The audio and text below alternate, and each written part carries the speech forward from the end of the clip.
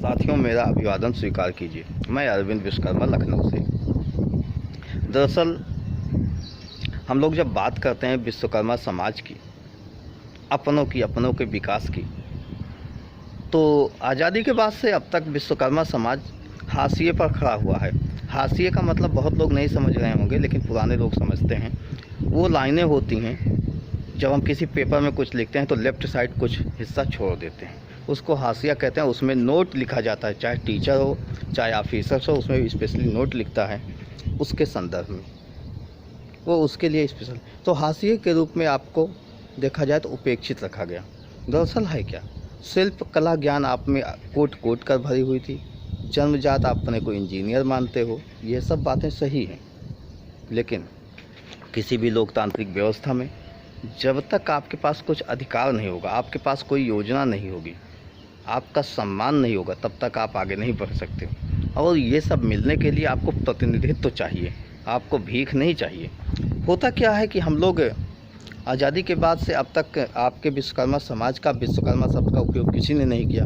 Social media की क्रांति के बाद कई लोगों को मैं जानता हूँ, 11-12 से शुरुआत उन्होंने किया था, और 14, 15, 16 में एक अप पॉइंट था विश्वकर्मा समाज के लिए, जब कई आंदोलन सोशल मीडिया के द्वारा हुए हैं। सोशल मीडिया की क्रांति से पूरब से पश्चिम तक, उत्तर से दक्षिण तक विश्वकर्मा वंशी लोग एक साथ आना शुरू हुए, एक साथ संवाद होना शुरू हुआ, एक साथ बातचीत होना शुरू हुआ।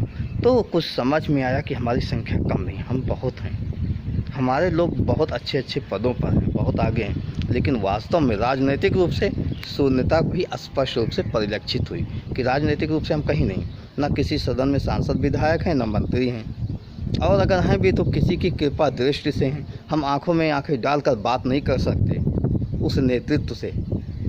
तो जब तक आंखों में आंखें डालकर हम बात नहीं कर पाएंगे, तब तक हम अपने लिए कोई योजना, अपनी समाज को लाभ देने के लिए कोई योजना, अपने समाज की भागीदारी को हम सुनिश्चित नहीं करा सकते। कोई भी हमारा भाई, हमारा कोई भी भाई किसी भी सदन में हो, अगर वो किसी की कृपा दृष्टि से है, वो मंत्री भी बन जाए तो कुछ नहीं कर सकता। तो आपको स्वयं का अपना अधिकार चाहिए, और अधिकार के लिए प्रतिनिधित्व चाहिए। प्रतिनिधित्व क्या होता है, इसे समझना होगा। आइए,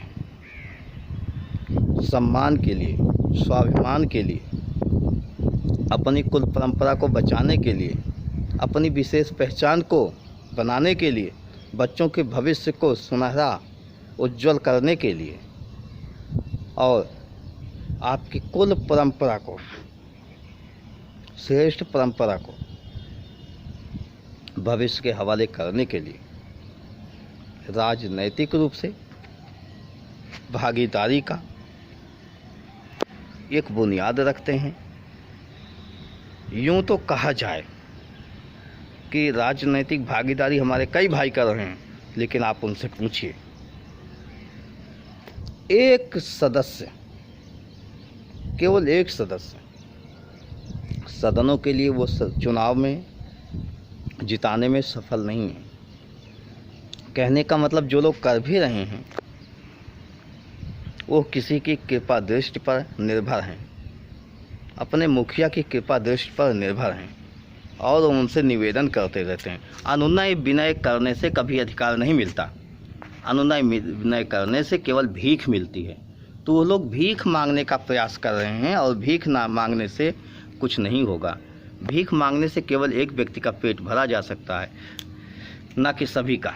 आइए हम लोग मिलकर ऐसा प्रयास करते हैं कि संपूर्ण विश्वकर्मा समाज का विकास हो, और संपूर्ण विश्वकर्मा समाज के विकास के लिए राजनैतिक भागीदारी यानी प्रतिनिधित्व बहुत आवश्यक है।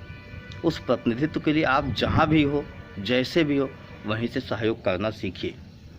जब आप सहयोग करोगे तो आपका भाई आगे बढ़ेगा और वो आपके लिए सहयोग करेगा। जब तक वो सफल नहीं होगा तब तक वो आपका सहयोग नहीं कर पाएगा। यूँ आपका पड़ोसी कभी नाली के लिए, कभी खरंजे के लिए, कभी खेत के लिए, कभी खलिहान के लिए, कभी आपकी इज्जत के लिए, कभी स्वाभिमान के लिए, कभी सम्मान के लिए ललकारेगा और आपको कुचल देगा। तो इस सब को बचाने के लिए प्रतिनिधित्व, राजनीतिक भागीदारी बहुत आवश्यक है। आइए हम आपका स्वागत करते हैं, और एक राजनीतिक पार्टी का गठन करते हुए अपनी संख्या बल को जो हमारी संख्या बल 12 से 15% है, उसको लोगों के समक्ष लाते हैं। अरे अभी तो स्थिति ये है कि लोग कहते हैं आपकी संख्या बल ही नहीं है। राजनैतिक लोग, नेतृत्व करने वाले लोग, समस्त दलों के लोग ये मानते हैं लोहार बढ़ई की संख्या कितनी, जबकि सच्चाई कुछ अलग है। संख्या कितनी? ऐसे ऐसे गांव हैं जहां 300-400 घर एक साथ हैं। कोई एक गांव ऐसा नहीं होगा जहां लोहार बढ़ई में से कोई एक ना हो, सुनार में से ना हो, ठठेरा ना हो, कसेरा ना हो, शिल्पकार ना हो। तो ऐसा नहीं है कि हम नहीं हैं। बात यह है कि हम लोग एक धागे में पिरोए गए नहीं हैं। लोग जानते नहीं कि विश्वकर्मा वंशी हैं। यहाँ तक कि हमारे भाई खुद ही नहीं जानते कि मैं विश्वकर्मा वंशी हूँ। हम लोहार बढ़ई की बात करते हैं, विश्वकर्मा समाज की बात करते हैं, 5 की बात करते हैं, लेकिन केवल 2 मिलते हैं आपको, लौहकार और काष्ठकार, शिल्पकार, ताम्रकार, स्वर्णकार। ये पर्दे से ही आपके गायब हैं। आपने गायब किया है क्योंकि आपने सकारात्मक प्रयास नहीं किया। वक्त आज है आपके पास, सोशल मीडिया का युग है और भूख उधर भी लगी है, इधर भी लगी, इच्छा शक्ति उधर भी है, इधर भी है। सब जानता है, सभी लोग जानते हैं कि समाज हमारा पीछे होता जा रहा है, तो सभी चाहते हैं कि समाज का विकास हो, लेकिन कुशल नेतृत्व की कमी है। आइए हम लोग मिलते हैं, एक शुरुआत करते हैं। जब हम शुरुआत करेंगे तो हमारे अपने बीच से कोई एक कुशल नेतृत्व हमें मिलता हुआ दिखेगा। आज हम शुरुआत करते हैं, आपको साथ लेते हैं, एक कारवां बनाते हैं, और जब कारवां बनाएंगे तो हमारा एक कोई भाई, हमारा एक कोई बेटा, हमारा अपना कोई संबंधी ऐसा मिलेगा जो वास्तव में इस समाज ने, इस देश का भी नेतृत्व कर सकेगा। तो आइए हम लोग पौध तो लगाएं। पौध सही तरीके से लगनी चाहिए। यूं ना कहना कि बहुत लोग कोशिश किए,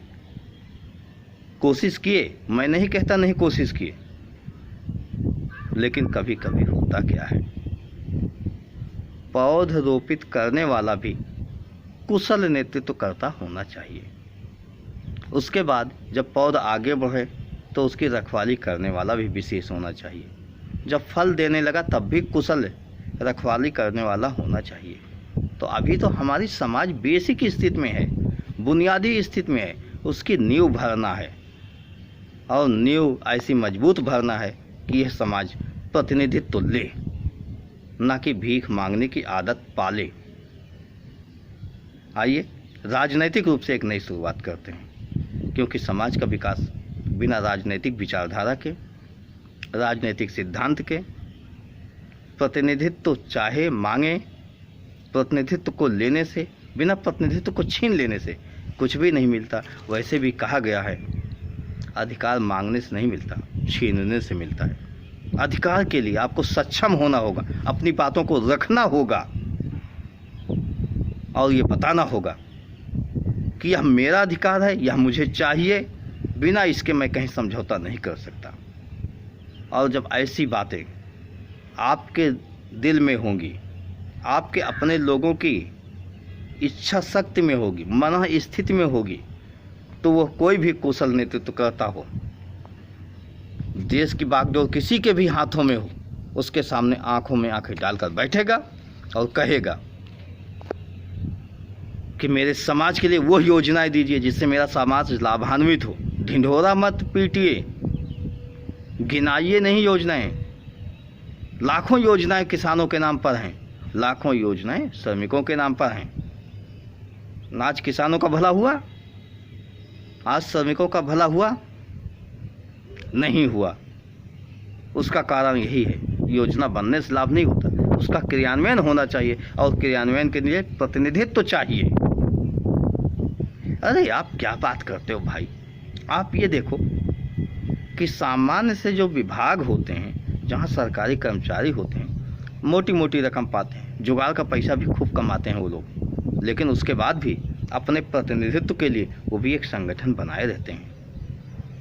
आप देखो, सबसे मजबूत इस देश की अगर व्यवस्था में कोई है तो वह लेखपाल, राजस्व विभाग, जमीन के मामले में लेखपाल होता है। तहसीलदार कुछ नहीं कर सकता, करता तो लेखपाल ही है। वो भी अपना लेखपाल संघ बनाकर काम करता है। सरकारी कर्मचारी जितने भी हैं, जिस भी विभाग में हैं, वो अपना संगठन बनाते हैं। क्यों? उन्हें तो समय पर तनख्वाह मिलती है, उनके लिए सब सुविधाएं हैं। उसके बाद भी कहने का मतलब संगठित होकर प्रतिनिधित्व करते हुए अपनी बातें रखा जा सकता है। तो आप ऐसे संगठन में आने का प्रयास कीजिए। आइए हम लोग एक नई व्यवस्था की शुरुआत करते हैं, सूत्रपात करते हैं और अपना एक संगठन बनाते हैं। धन्यवाद दोस्तों, मिलेंगे फिर कभी। अगर मेरी बात आपको समझ में आ रही है तो ठीक, अगर आपको लगता है कि कहीं पर हमसे वाद विवाद करना है, संवाद करना है, तो मैं खुला चैलेंज करता हूँ, बैठकर बात करते हैं कि हम भारत के लोग इस शब्द की सार्थकता कब होगी, समाज के विकास के लिए राजनैतिक नेतृत्व, राजनीतिक भागीदारी आवश्यक क्यों, 5 में केवल 2 ही क्यों दिखते हैं, 3 क्यों अनुपस्थित हैं, आपका नैतिक दायित्व क्या है। इन सब विषयों को लेकर हम आपसे बात अवश्य करना चाहेंगे। अगर आपको लगता है तो आप मुझे बताइए, मैं अवश्य बात करूंगा और बात सार्वजनिक करूंगा कि सभी के सम्मुख जाए, सभी लोग ध्यान दें। मैं वही बात करूंगा कि समाज के विकास के लिए। मैं उस पर नहीं बात करने वाला हूं कि किसने क्या किया और हमारी समाज को सफलता क्यों नहीं मिली। मतलब किसी का पैर और टांग खिंचाई का काम मैं नहीं करने वाला हूं। समाज की बेहतरी के लिए भविष्य की बुनियाद कैसे हो, गलतियां कहाँ हो रही हैं, ऐसे विषय पर मैं आपके साथ बैठकर चर्चा करना चाहता हूं, संवाद करना चाहता हूं। आप चर्चा करना चाहें तो मुझे अवश्य बताइएगा, आपका स्वागत रहेगा। धन्यवाद। जय भगवान विश्वकर्मा।